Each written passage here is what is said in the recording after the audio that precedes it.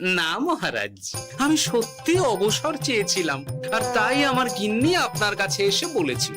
ওর কোনো দোষ নেই মহারাজ। না মহারাজ, আমি মিথ্যে কথা বলেছি। হ্যাঁ, উনি আপনার কাছ থেকে পাওয়া সোনার মোহর নিয়ে বাড়ি যান না, তাই আমি ওকে শায়েস্তা করতেই এই ফন্দি করেছিলাম।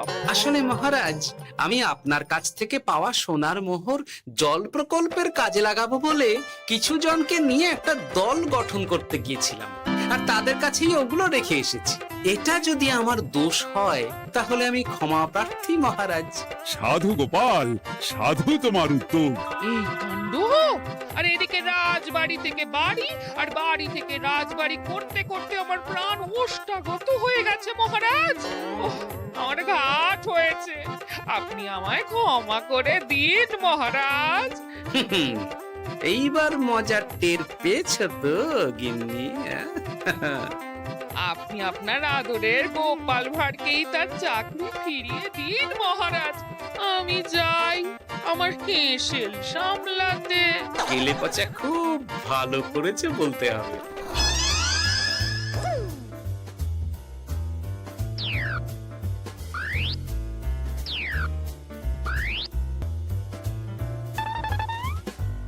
তবে মহারাজ, অমাবস্যা পূর্ণিমা সব আমার বুদ্ধিতেই কেলেপচা করেছিল।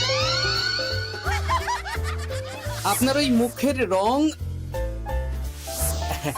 ওটি একটি বিশেষ রং যার আয়ু একদিন, তাই ওটা এমনিই মিলিয়ে গেছে। হ্যাঁ, সেই বরং ভালো। তুমি তোমার গিন্নিকে নিস্তার দাও গোপাল, তাছাড়া আমিও আমার গোপালকে ছেড়ে আর থাকতে পারছি না। যথা আজ্ঞা মহারাজ। আমারও যে আর এই অবসর ভালো লাগছে না মহারাজ।